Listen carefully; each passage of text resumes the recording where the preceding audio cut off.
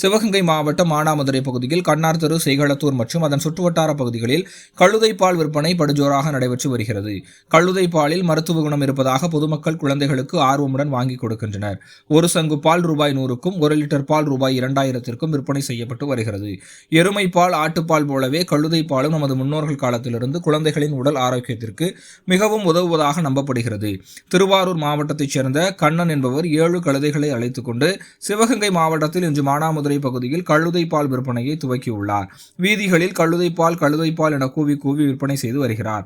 கழுதை பால் அருந்தினால் நோய் எதிர்ப்பு சக்தி அதிகரிக்கும், நோய் வராது என்ற நம்பிக்கையில் பலரும் ஆர்வத்துடன் வாங்கி குழந்தைகளுக்கு இன்று காலை சுமார் 10 மணி அளவில் கொடுத்து வருகின்றனர்.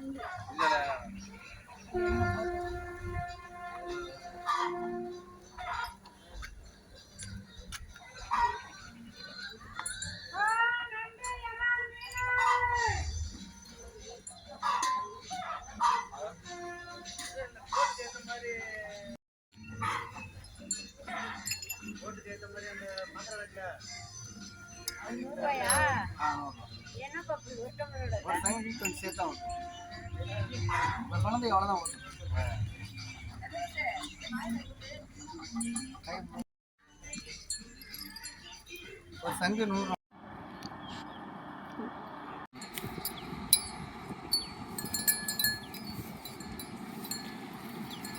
அங்கனக்குள்ள அங்கேயே